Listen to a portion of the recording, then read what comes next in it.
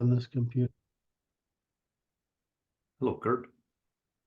Good morning, Dr. Brad. We've actually been talking for an hour, right? That's right. But about other matters, and then about mostly other matters, but for the past 10 or 15 minutes about how to approach the the rest of the physics, right? And we said, well, we have a couple of categories of things. We have the primitives, or the things that do stuff, or the verbs and the nouns. Then we have the assembly issue, which has turned into being quite nice explanation, thanks to Dr. Brad. And then we have the economy, right, explaining it as an economy, which introduces the economics which is the equilibrating forces. And that's useful because that gives us the primary vocabulary to work with in evolution. And then we're going to talk about evolution, which is the discovery of all these limits and such. And then we're going to talk about evolutionary. We're going to summarize the evolutionary computation. And from evolutionary computation, we can go into the ternary logic and complete the chapter with saying, okay, we've just constructed the logic and vocabulary of everything we need to do. What we need to do from there on in biology is just state some of the terms we've just defined, and then add the fact that there's, just as there's information in the structure of the assemblies, there's information in the structure of biology, and there's information in the structure of memory, and there's information in the structure of cooperation, and there's information in the structure of reason. And that brings us to the whole that this lets us take the very primitive and work it all the way up to the top, show this is consistent at all levels. So we're really trying to put this basic, we're trying to build a glossary essentially that's of universal, that we can keep refining the explain of everything. And the problem we keep facing with most of the stuff we do is how do you explain this in a linear hierarchical evolutionary fashion? And I think seems like we're sort of about there. The cameras were up here, but I have the picture of Brad over here so I can see my screen. So that's what we've sort of gotten to today. Oh, I forgot to start with, today is Sunday, February 4th.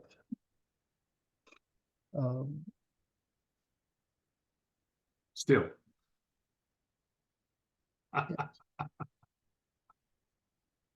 Brad has been playing very wise man all morning so far. So far, the knock on wood, kids.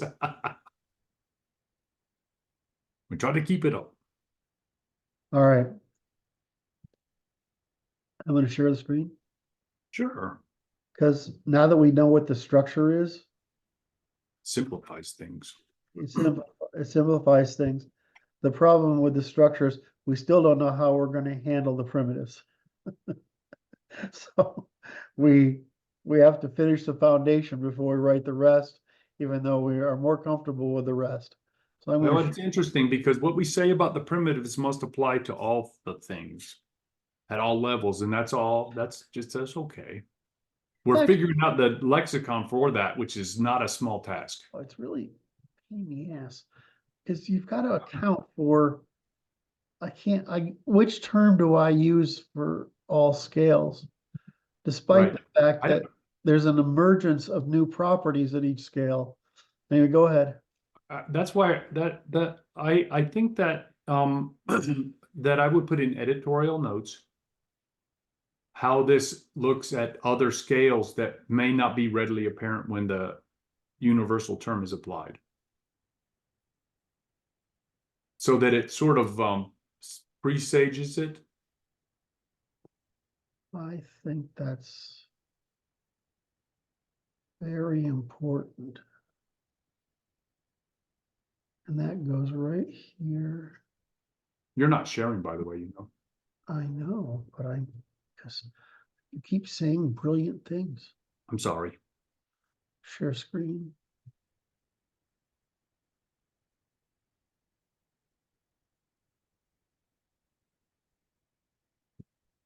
Okay. So I think that um,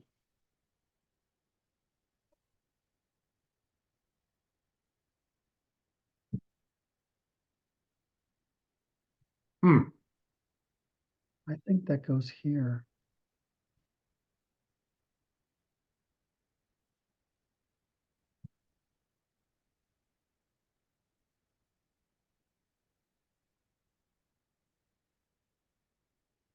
Or does it go at the very end?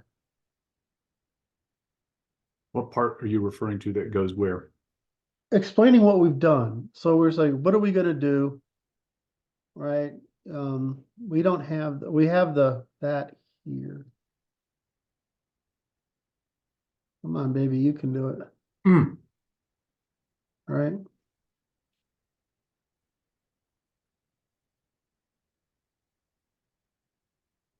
Oh, we're creating. Right? We set it out. And we said, this is what we're going to try to do. I think the end of the chapter, right? The end of this chapter.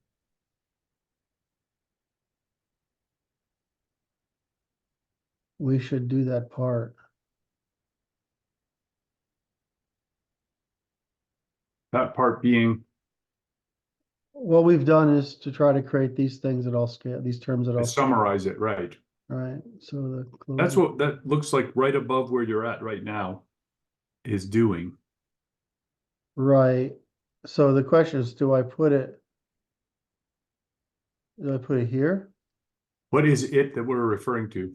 The give me 1 second. This says evolutionary computation. That's what we were trying to get to, Right. right? And we're saying that results in the ternary logic, which can be expressed in this hierarchy, right? Through evolutionary computation. So we build this whole fucking thing up and then we summarize the top of the pyramid. Yep. So I would say that we do closing Okay. and then we do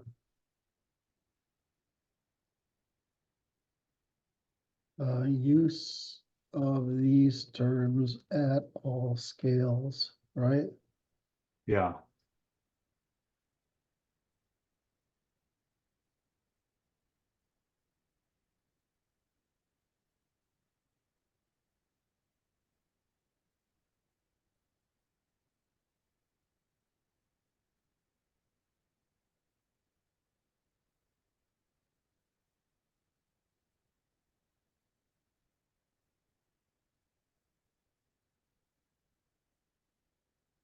Yeah.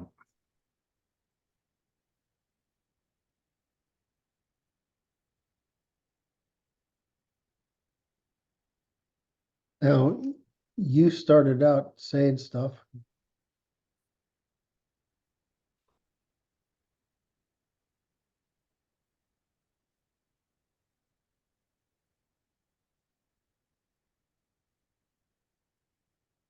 And I'm not sure I captured it in this sentence. I would put planes of existence near scales of existence or planes of causality, excuse me.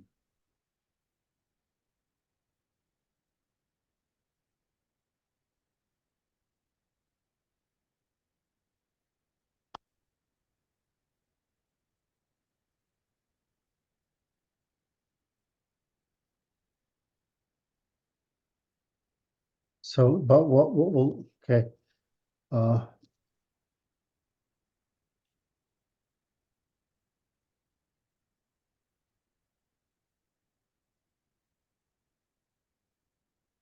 Universal. Yes.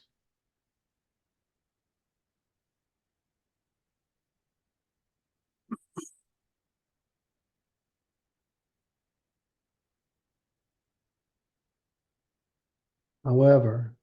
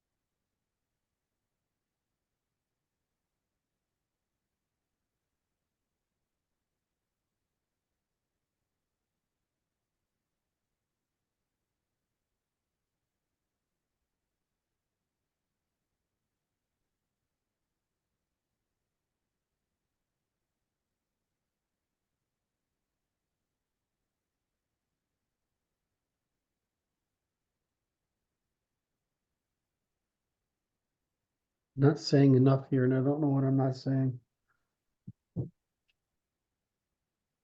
The inclination is to say, well, what increases? It's a hierarchical step function as we discussed yesterday. And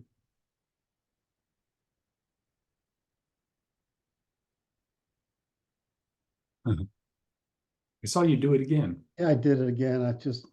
I liked it that way because it's cool. uh,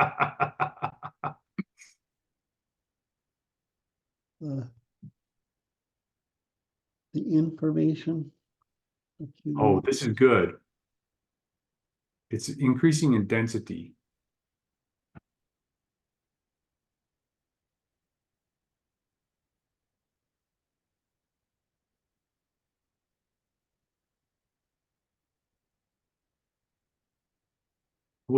I would information, energy, and matter and mass. I don't think that's what the point I want to make. Okay. I want to make it the information accumulated and expressed in the assemblies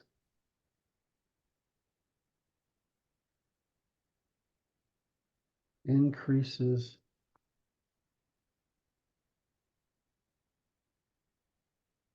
I don't know how to say this.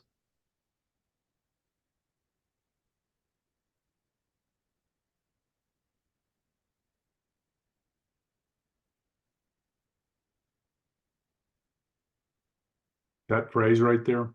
Yeah. Okay, so I'm going to paraphrase it, my impression of what you have just written, okay? Uh-huh. As the information accumulated and compressed in the assemblies increases in its capacity to accumulate matter, energy, and information by evolutionary computation, which is it has a predictive function. It's predictive and accumulation improves. Just not sure that's what the point I'm trying to make here. That may be an additional point.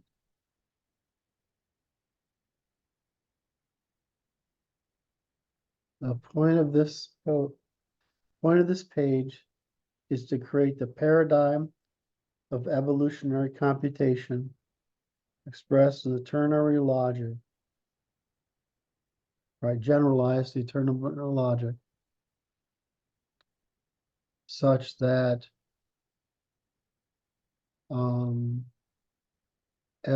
all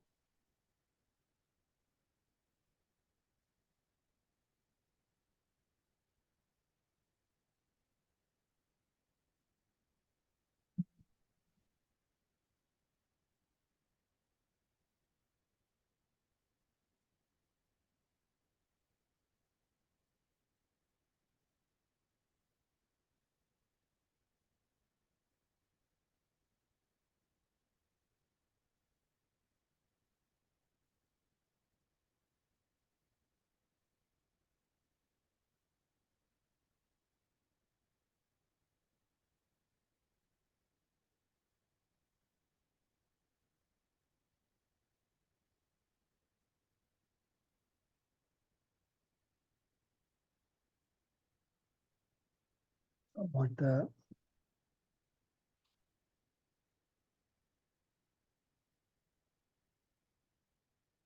Okay.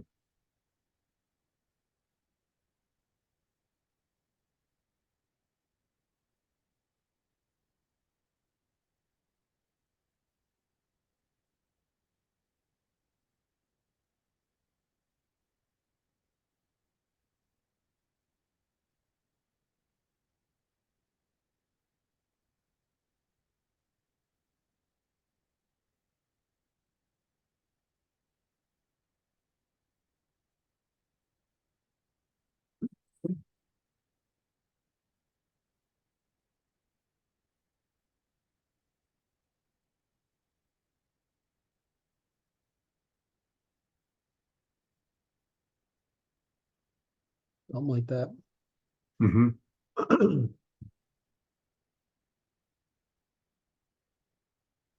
Okay, so I captured your point here. We're gonna close with it. This should not be summary.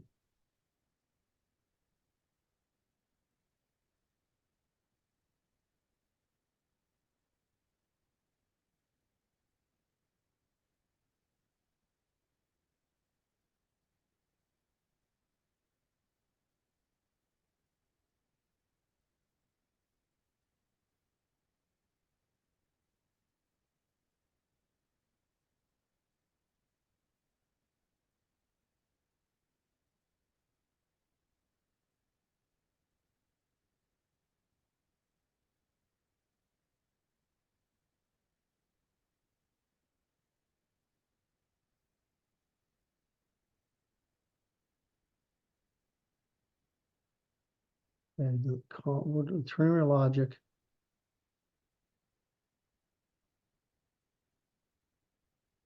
Evolutionary computation. And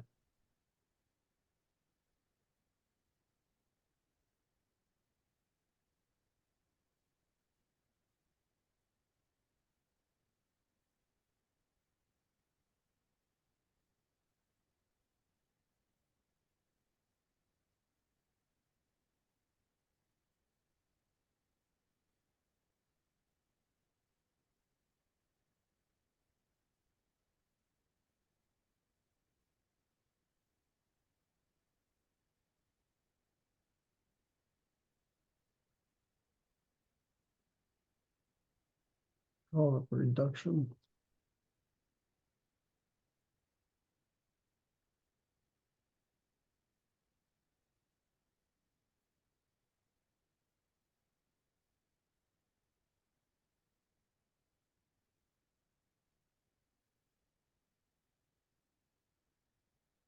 I guess that's fine. I don't have to do anything else there at all. Okay. You went and hid on me. Why did it hide you on me, Brad? I don't want to hear. I don't, it's not fair. I know there's lots of windows open. I just am occupying one of them. I want you to be there. And you went over there. And I have no idea how you got over there. Nor do I. All right.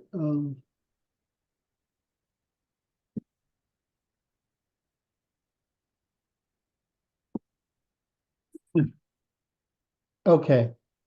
I don't know why I put this under exhaustion. It was just where my cursor was sitting when I started taking notes. Right?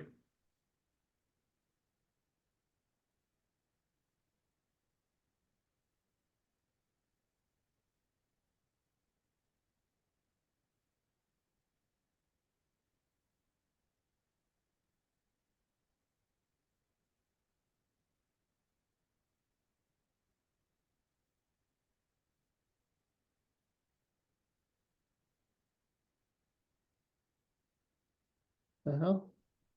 What's interesting, exhaustion as a function is it's the same as market satisfaction.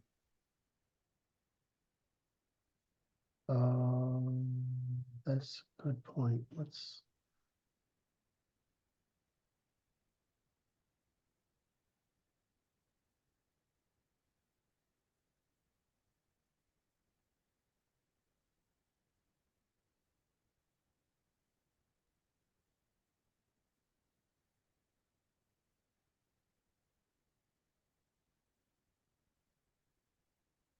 No, I didn't want to do that one. Hmm.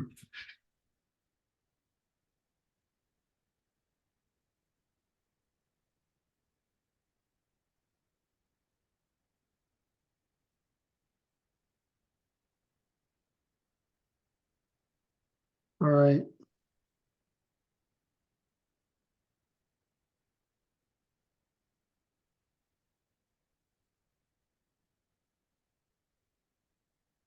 No, don't give me that.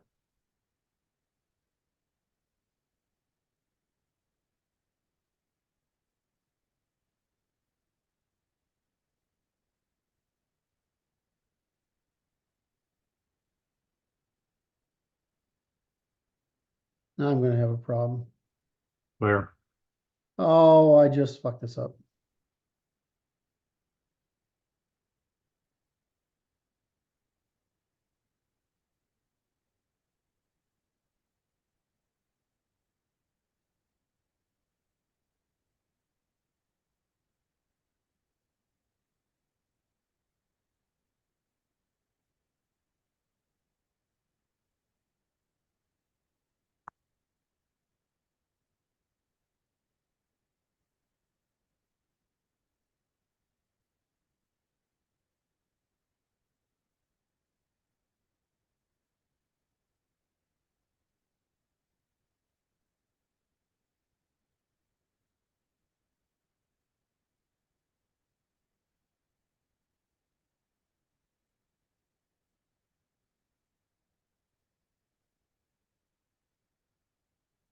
Sorry. Why are you sorry? I should have done this so I didn't have to waste time for reformatting. You're doing fine.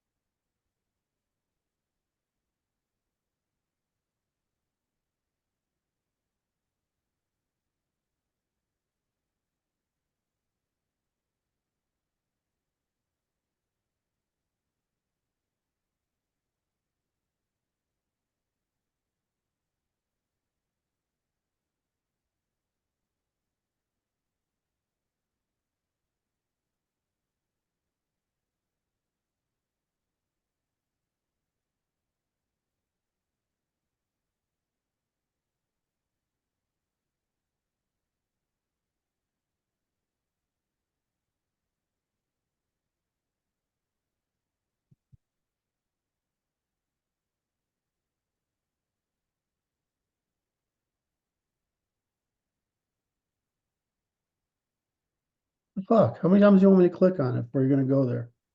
There we go.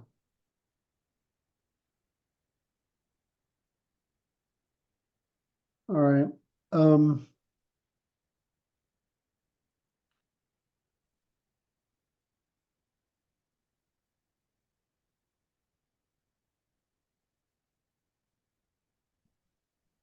this goes up here too. I think it might have.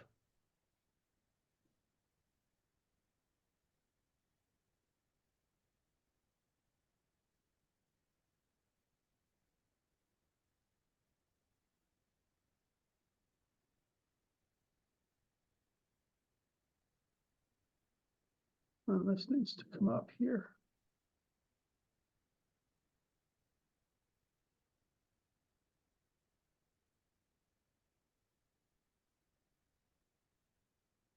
All right, and then where do we go? That's it.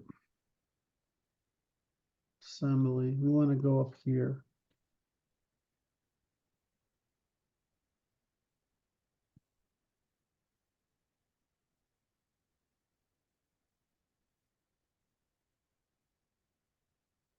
Okay, we want to come up here. Hmm.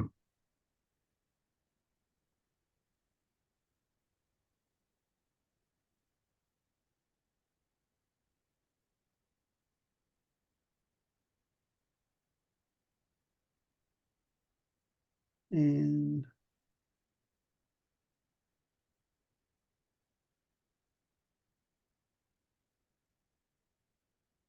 there.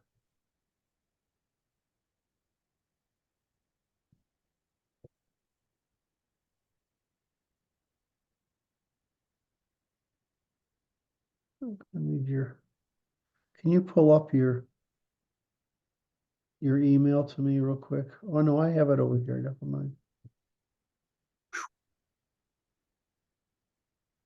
Why, you were worried I about was going to display my technical insufficiency, I see.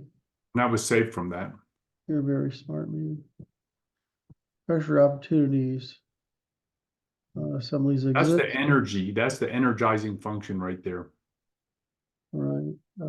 Banks, pressure spools, each bank. So this goes.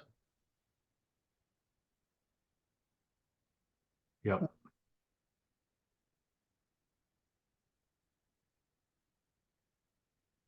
Cool.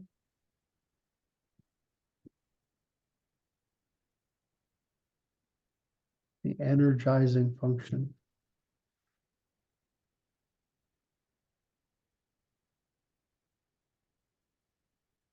Well, it's like at the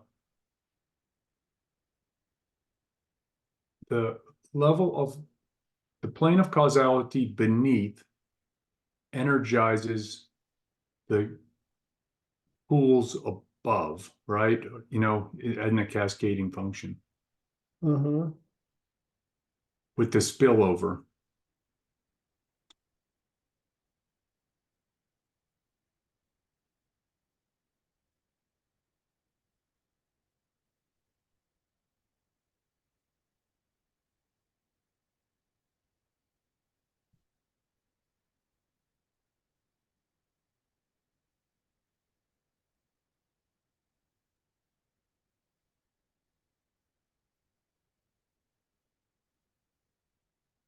What the fuck is wrong with this? It's just got.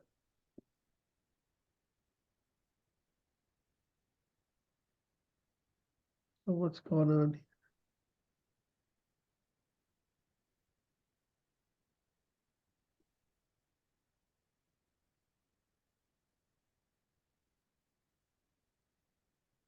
here? Hey, don't fucking. It's not doing it.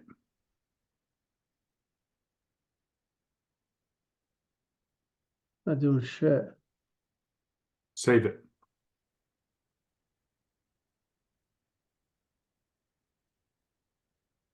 Something got copied over that shouldn't have been. So saved, right? Yes. Cascades of causality, pressure opportunity.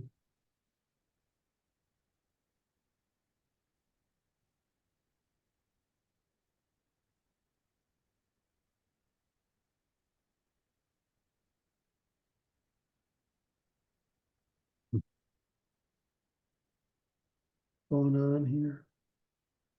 There's a div that shouldn't be there. No, that div is okay. That's an editor note.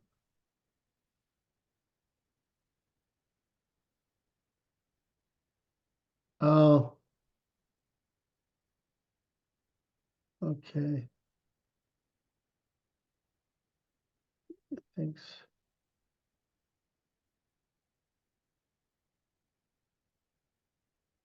No, that's okay.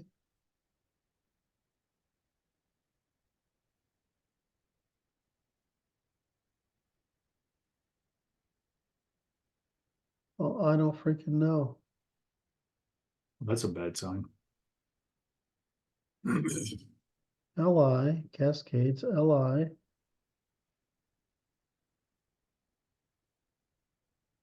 Goes under that one. Wait a minute.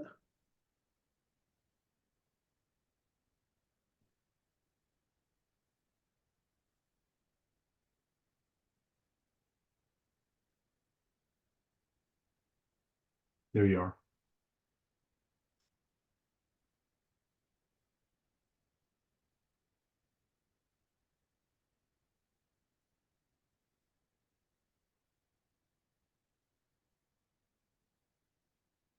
What the fuck is going on?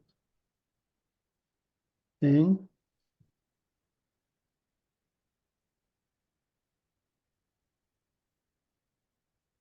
So why are you giving me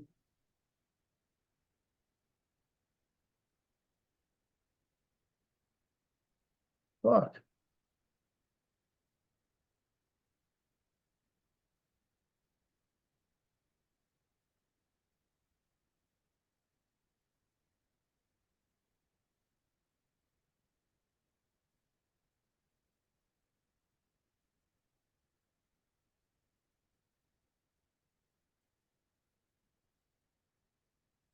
There, doing precisely nothing. Why? Hmm.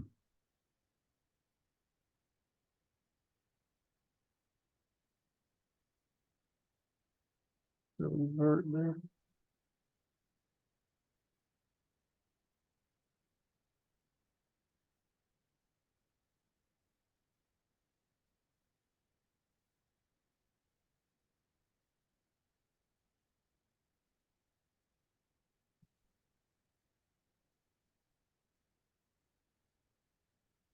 No fucking idea. Why isn't that doing anything?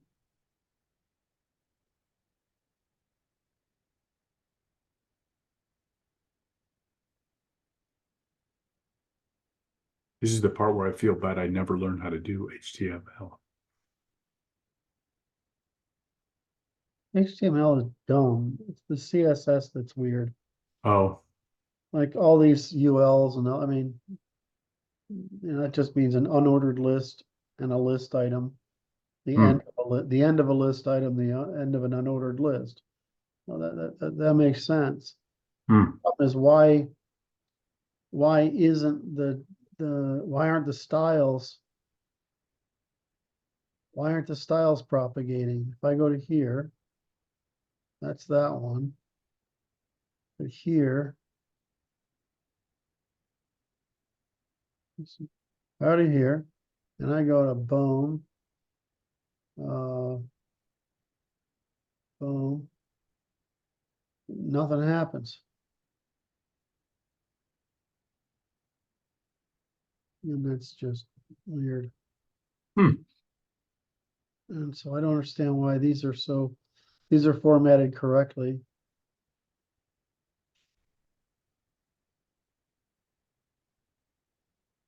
This isn't. So if I go up here,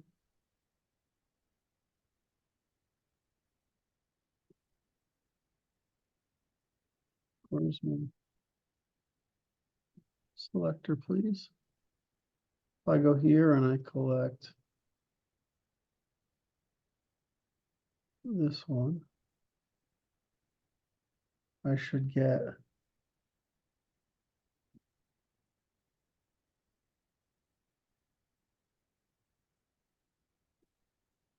this. This looks fine, right?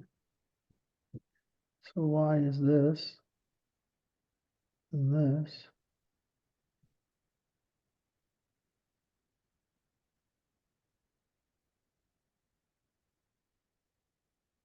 I don't fucking know. I'm gonna have to spend some time on that I'm not wasting your time. I just don't understand why this is doing this. Makes no fucking sense. I go up to here. I'm gonna do that. That, and then I do it, right? I have to get rid of whatever's, That's what it looks like. There's something in between that needs to go away. I know what it was. Okay. You figured it out? Yeah. Pressure opportunity. Assemblies exist. Thanks.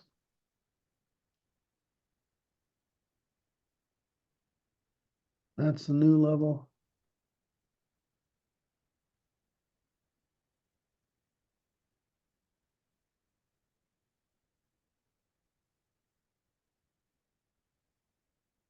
And then this one is going to be, oh, see, it did it again. Did do it again. And that's bizarre because you just did the same operation twice. Then it fixed it the second time, but not the first time. That's quite interesting.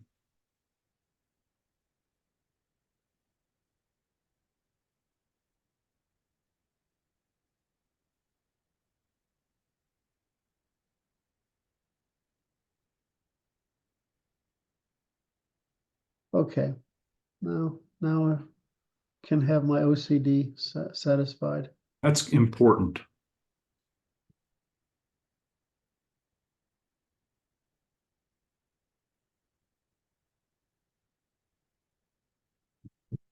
And there's nothing down here between them.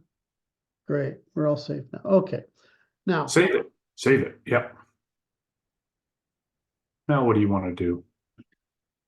well, what I want to do is this section. Why does this make me so tired? It's a lot of work. That was a lot of work to get to this level of completeness. It's so much to hold in your head. You have to hold the whole rest. At least for me, I have to hold the physics, the behavioral sciences, the evolutionary sciences, and the formal sciences and the law in my head at all time. Does this, if I state it this way, does it apply at every scale? Yes. Can I make it apply at every scale? Right. And so it's not like, it's not looking at the thing alone. We understand. It's looking at the whole fucking tree of consequences underneath the thing. Okay.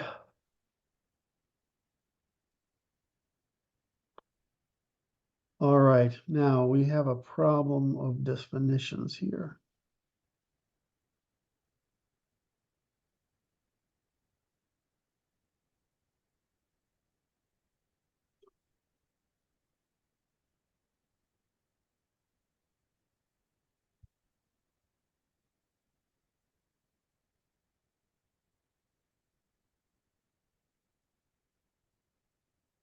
Where did I do with the economy shit?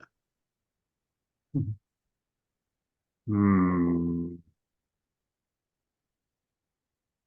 Where did I put the economy stuff? It's at the end here. This is it. Okay.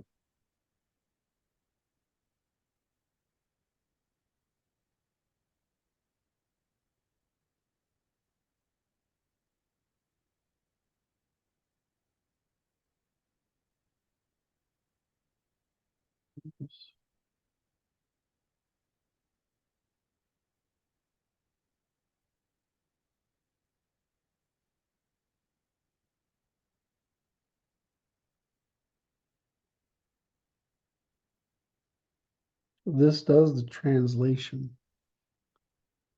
Translation. Translation piece.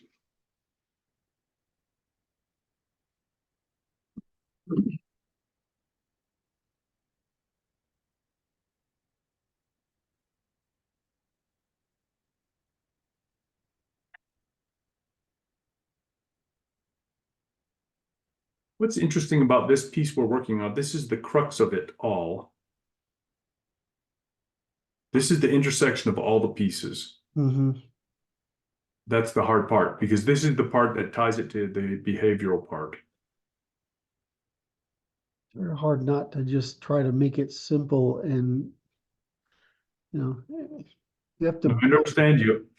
I understand you. So there, build the edifice. So now, go ahead. I don't want to interrupt you. I'm going to write a piece, and I will send it to you on this, because this is the central moment Yes. of import. And I agree that it appears to be somewhat confusing to me.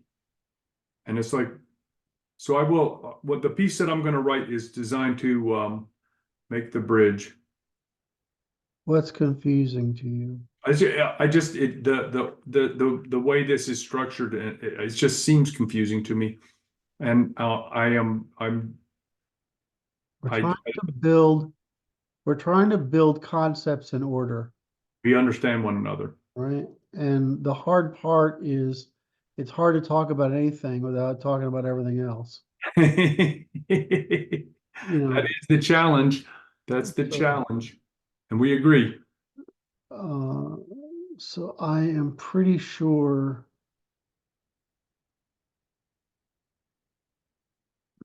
an economy calculates. What does an economy calculate? That's interesting. So I look at it as a satisfaction of affinities.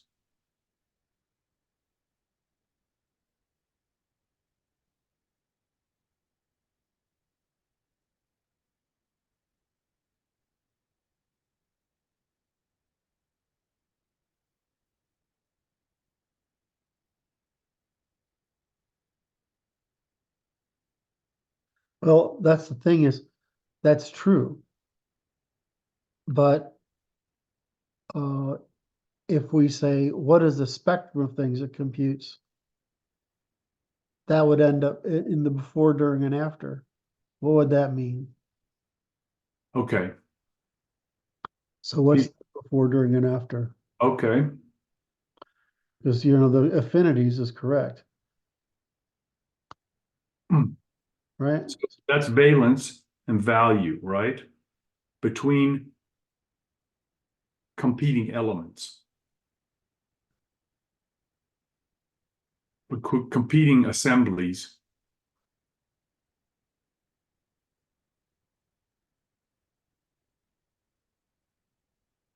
Oh, valence doesn't happen until choice. But you could argue that supply and demand are choice. It's probably interesting. Where's choice? Where do we put choice in here?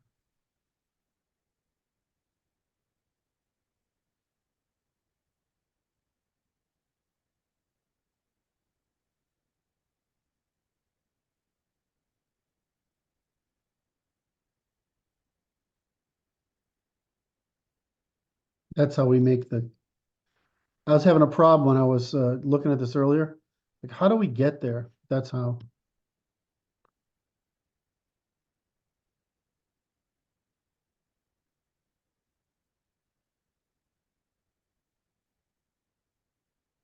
It's so much better.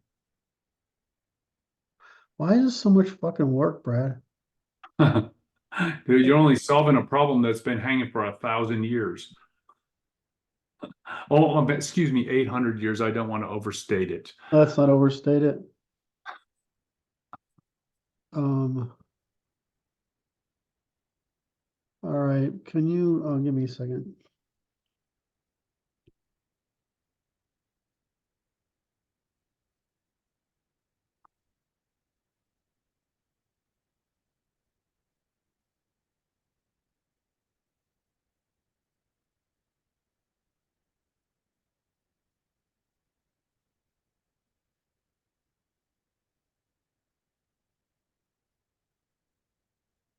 That was a weird way to frame that question. But I could. I like to behave like I'm talking to a person when I'm talking to this thing. I could just say Lee Cronin's assembly theory. Hmm. All right, it would do the same fucking thing. But sometimes when you say it like that, all right, I give the sorry, can you consider the context of it? All right, it'll give me some shit to think about, so maybe I'll get it. Yeah, I understand you. I appreciate this method of research. And so okay, so here's the thing. Okay.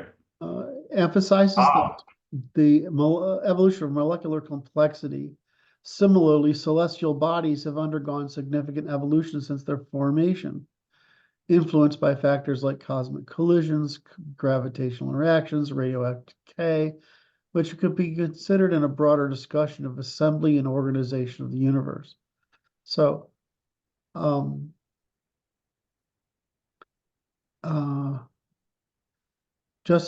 scale and consciousness assembly theory seeks to understand the conditions and processes that lead to the formation of complex molecular structures. One might analogously consider the astrophysical processes that led to the formation of Mercury, right? I mean, it's a universal Yes. question. So the theory might analyze how molecules combine into increasingly complex assemblies based on their properties and rules for governing their interactions. This concept parallels gravitation. Now we're more interested in how it goes forward than it does to the Well, Uh, what's interesting about this to me, and I want to reflect on this for a moment, just for your edification, perhaps, is that if you look at it, assemblies and the planes of causality, that the astrophysical exists before the biological. yes, because biology. That's just weird because our biology is a tiny little pool inside that realm. Yeah, the more I think about it, the scarier that every time I think about that, it just scares the fuck out of me. How many things have to go right before you get the opportunity for the mixture of metal or heavy of elements? Because I mean, technically speaking, everything other than That's right. metals, right? Because the way they talk about it, um, all the heavier elements have to be in a temperature range for long enough, with enough resources, with enough information flow. In other words, vents or waters, or so that computation can occur. It's like, we think about it as well. Look at all the work you had to do to build an IC chip that contains this many fucking processors. But we have to keep it within this stable temperature range because the substrate that's doing all the computation there can melt, right? Um, I suppose it can freeze too. And so when you play in this game, you're saying, well, what's the difference between the extraordinary uniqueness of the environment that made the IC chip possible, and the extraordinary environment that made the composition of multicellular life possible? And even then, multicellular life it took a long fucking time to figure out that one, and it looks like it's actually dependent upon error, right? It's likely that you'll get a cell. That makes a lot of sense. But it's sort of likely that you'll get organelles, right? The fact that you'll get uh, what's the life that has the mitochondria in it? Oh, eukaryotic? Eukaryotic life, right? Is not so good because it's kind of in competition with the program of the cell. Yet if you get that, that's great. But now you have intracellular cooperation, right? And that's working within the cell. But now you've got intercellular cooperation has to emerge from the intracellular cooperation. That becomes like, okay, no wonder it takes for fucking ever for this shit to happen. Which is the reason why, if you just look at our sun's only what, a third or fourth generation star, right? That it would seem like we're awful early in the process, evolutionary timeline.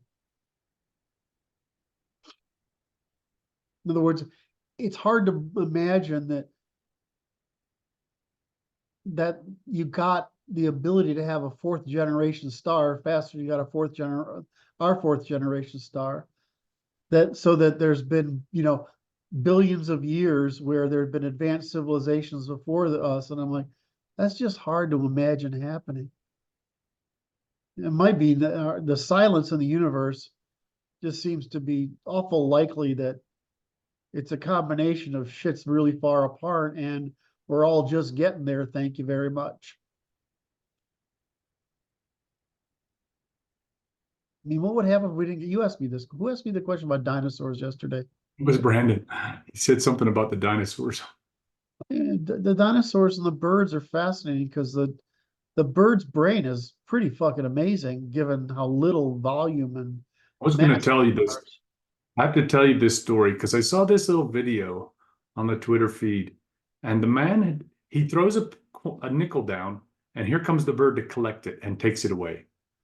Then he gets a bill and does this with the bills, and the bird comes and takes the bill. Then he gets a piece of paper and folds it and does the same thing, and the bird just walks away. He's like, "That's not money." Yeah. And they're smart, man. In fact, they're so smart. I was thinking of training crows to what do they call that? Is it's claim jumping to go get turquoise off the mine. Oh my God, that's brilliant. Well, that's because I heard they train crows to collect coins off the pavement and give them peanuts. Uh, I never did enact that plan, so that it's known publicly. Brad, the crow claim jumper, that's just too weird, man. Although, you know, I can see some scary haired, you know, guy with his bald hair back then, you know, Einstein haired, you know, guy in overalls and Sweaty shirt. with a leather hat. Yeah, I can just see somebody doing that. That's just not that hard to imagine, especially in America. Just saying. Oh, weird. All right, So so what this is the key here. All right. So I think that integrating this into our understanding and our lexicon will be the necessary fulcrum. is it true? I mean, don't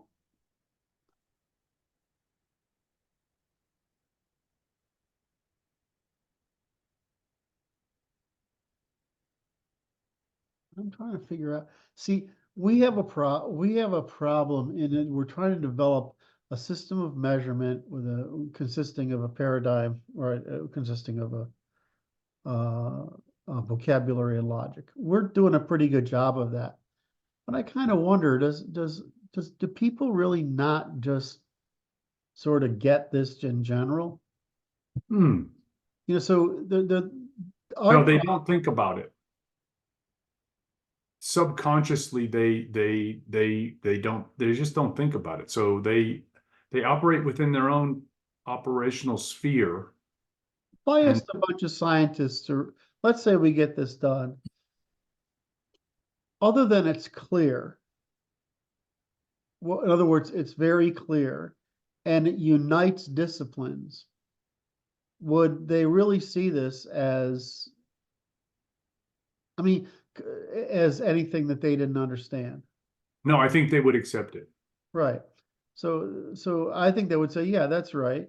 And so they might even they might even say us, why did you do this? And I said, well, because you're in the physical sciences or Right. physics. And so for you, this is normal. But Behavioral science people will be having a problem. right. And so they think they're different, right? We have to ground, And we it's have to worse than unite that. the science. What? It's worse than that. The behavioral science people may recognize it and refuse to publicly acknowledge it because they have too much vested interest in their own paradigm. Yeah. That's the problem. So we're trying to create a logic that you can state law about that crosses all the sciences and therefore prohibits the pseudosciences. So they would recognize everything we're saying here. They would say, well, it's written very analytically and very clearly, right? And you're clearly uniting concepts from multiple fields to do that. I mean, we're trying, Yes. right, showing the physical and the life and the behavioral and evolutionary sciences. So you're saying, well, you might create a universal language for it, but it doesn't look alien to them, right? They're not going to be like, this doesn't make sense, or this is something we never thought of before. I mean, we're using concepts that they use. The difference is we're uniting the sciences with it, but I'm not sure that would, you know, that might haven't even be important to a physicist. I don't think the physicists will be minding it. Yeah. The people that will mind it are the behavioral science people. And why is that? Because they're too invested. They will have to admit that they were barking at trees that didn't need to be barked at Yeah. for their career, and it's like they're getting paid to run their little show. So they may agree privately, which is how it works. They agree privately and won't admit publicly. Mhm. So you know, that's It another. doesn't matter either. So the hard part that we're dealing with is we're dealing with we're trying to unite. I mean, like, look at this paragraph. right? We've got the assemblies in here, right? Which is basically the grammar, right? I mean, is it the grammar? No, it's the vocabulary. So that's the vocabulary. We've got their hierarchies and their planes of causality. We've got evolution. We've got the grammars and how it results in evolutionary computation. So we've got every fucking science right there. Right. But that's the hard part of getting it Like I across. say, it's the crux of the issue. It's the fulcrum upon which it all rests. So I wanted to ask it then, okay, now, because the problem was it already had a context and it used the wrong context. So, okay, what about the context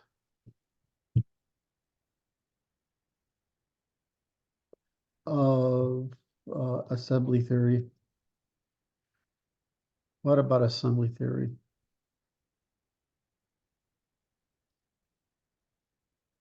In the context of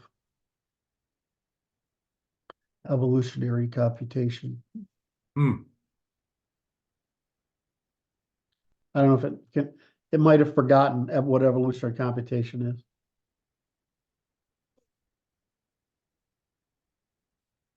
I mean, it only has so much context memory.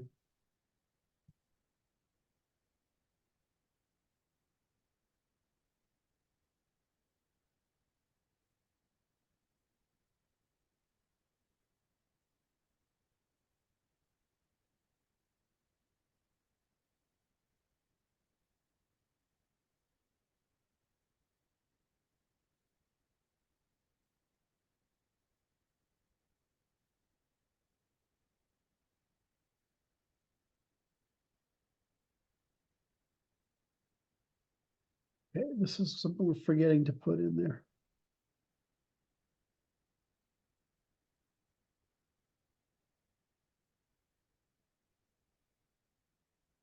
Yeah, see.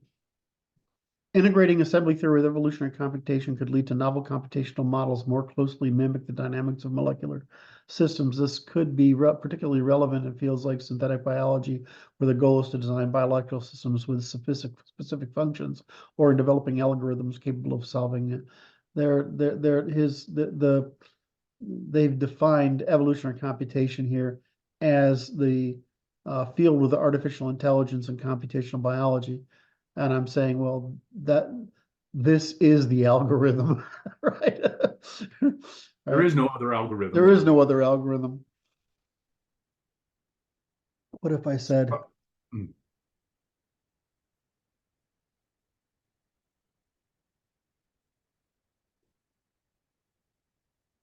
the process? The process meaning by which um, the universe, all in the universe,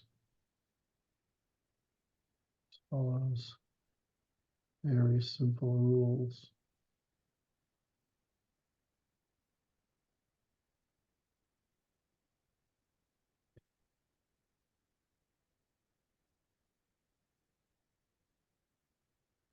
Hmm.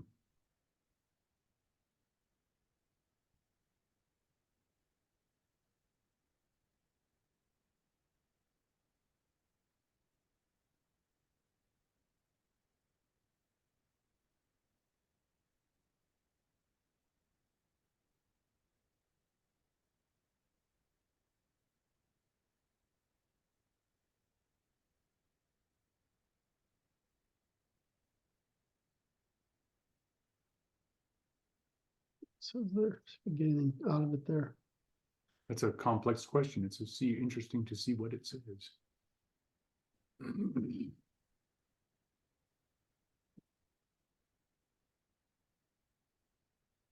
There you go. That says it all.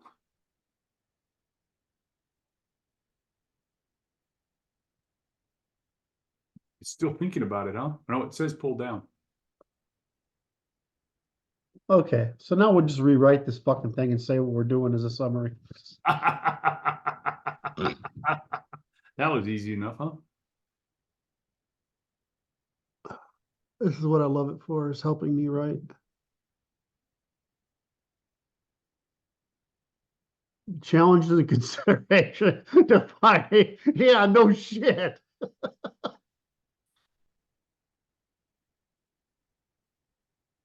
Yeah, it's really great. So I'm just gonna steal that and Yes. rewrite it and use that as I'm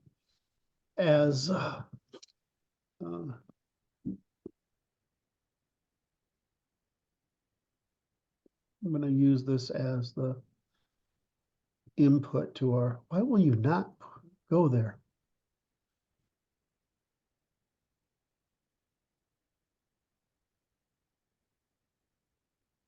That was one way to do it.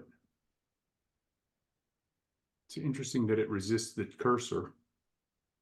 I think it has a problem with the difference between the text and the headline. Hmm. And for some reason, it doesn't want to go there. I don't know. So we're going to take this and go down the very bottom.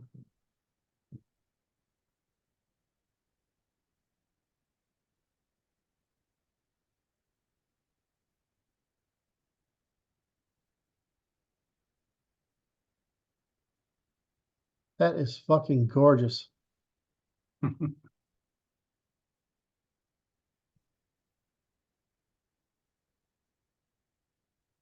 I love how it leaves open questions too.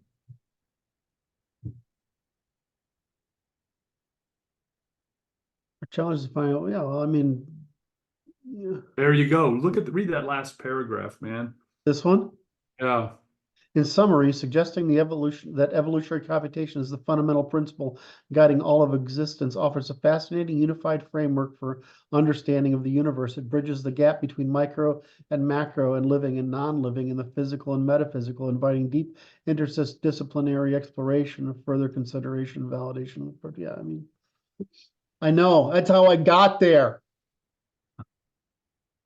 Yeah, but it figured it out just because you asked it the right question. Ask the right questions.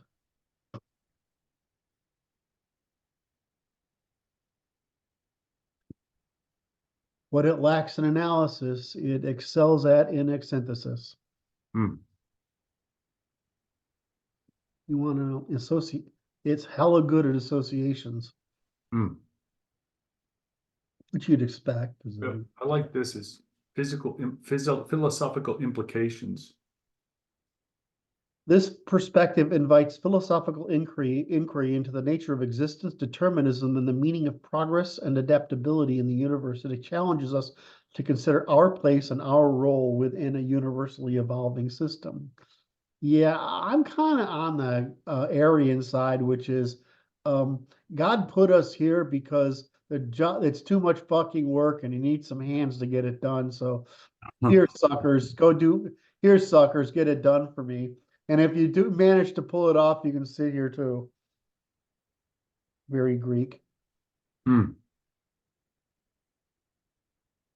This one is just funny to me. One challenge is defining what constitutes the simple rules that govern the universe.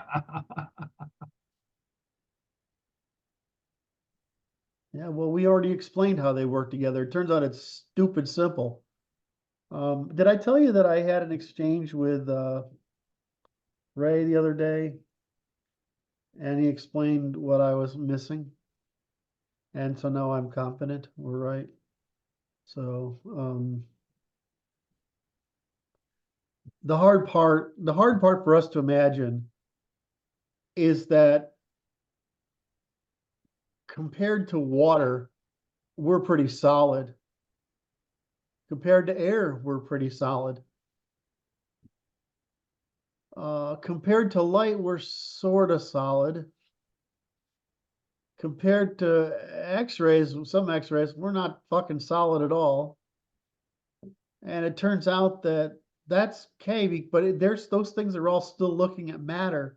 When you get out of the subatomic level, there's just a shitload of space between everything. That makes, Everything's far apart. and so, you know, we're given all that space that the universe we can move through the universe functionally, frictionlessly, because there's no mass in the universe right? That causes basically obstruction. So it's just fascinating to me. He did a very good job, by the way. He did a very good job explaining. I can't figure out if some of his stuff is right or wrong, but he's pushing out a complete theory. So if you say, well, is there ether drag? I suspect so. Yeah, that makes sense to me. It would have to be ether drag. How much they said, well, the measurements aren't working out in when we're measuring how far away stuff is, etc., or expansion. It's not doesn't seem to be playing out because dark energy and dark matter are presumptions that there's no ether and right and that there's no ether drag. Whereas if he's right, and it's hard to admit that he isn't, at least in this context, that means that these expansions faster than light and these great distances are actually evidence of ether drag, not of distance. And so he's got a bunch of these things. And I'm like, can we just test some of this shit? Because it's making all too much sense to me. Um, and mostly because he's really good at the whole quantum background dipole forward explanation. And so he's like, well, of course there's an ether back there. I mean, there's a 0 point to it. And I mean, and then does light really travel frictionlessly or is it almost frictionlessly? Right? Mostly frictionlessly. Sorry? Mostly. It's mostly frictionlessly. And the same thing we're finding out in measurements is does light have no mass? Well, it's not that it has no mass. This is very freaking little of it. Anyway, I don't, at the principle we need to understand, we don't have to understand anything other than the polarity. Now, if you ask me to interview a bunch of physicists, I would say, and I can't do it off the top of my head, but there are, these number of models and they're all the same. It's this donut shape or this whatever. But the problem is you still have to you have to do some sort of transformation that moves pressure around the system that creates internal velocity change, which of course puts drag on the environment around it, which creates the electromagnetic spectrum, etc. So I'm just going through this and I'm like, well, why is this stuff is testable? Let's just fucking, put out a $5 billion award for the, that consists of a set of goal points for the scientists to basically let's test each of these hypotheses and let's stop wasting all this time and money on research where we know that it's not working. There's no dark matter, there's no dark energy. But see, there's a point here, which is that the people that are granting the money have their own ulterior motives, and they don't necessarily correspond with reality or what you would call reasonable. Right. And I try to always when I say stuff like this, like I'm talking to you and friends here, and I'm using my friendship voice, right? If I was talking to a physicist, I'd be very careful how I phrase these statements, and I would use the terms and references that they use, right, when I talk to them. But I would love to have this with people who were competent enough to actually give me some response. And I'm not sure there's all that many of them. Because the number of people in any discipline that actually are marginally indifferent, they're quite good, is really small. I mean, it's an abusive curve. Right? I mean, the difference between a Hilbert and a professor of mathematics, or I mean a Gödel and a logician. I mean, these differences are, they're absurd. So you're like, well, how can the problem is? So you can't get to ask these people questions unless you do a work enough in your own right. That's right. Able to get access to that you're worthy of their time. That's right. And they have to be somewhat comfortable that interacting with you isn't going to end up with them being disrespected. That's right. Right. And so it's just this dance, right, that you have to go through, which I'm okay with. I mean, there's, the bureaucratic dance of the academy, I'm not okay with. But if Right. you say, okay, well, Doolittle, you got to earn your way. You got to publish first so you can earn your way here. That's And I right. said, that would be great, but I'd love to be able to ask you this dumb question first before I publish and make an ass of myself. Oh Right. my. But there are not a lot of people, and there's a lot of cosmologists, right? I mean, Right. right? There's a whole lot of them. There's a lot of string theorists, but the number of people who specialize in modeling the quantum background. I mean, I know two. I mean, it's more than two. It's probably altogether it's probably 4 or 5. Right? Right. And every of the others I just don't know about, right? Because the things I run across have sites by the same 4 or 5 people. It doesn't mean that it could be just that they're not citing other guys that I can go read, right? Anyway, and they don't tend not to answer unless you're like a fellow academic, like at an institution. They tend not to respond to your question. Oh, you're like popping out of nowhere, quantum background guy. And I completely respect it. I'm just saying that it just makes the work harder when you can't when you can't. Oh, it just means stick to your knitting. Yeah. Well, sticking to my knitting would be okay. I just take guesses about this, right? So to some degree, it's just like I found this guy Ray because I was looking for quacks. I didn't find him because I was like, okay, if these, because that's how I do it, or I do it for a lot of things, right? Where are the lies?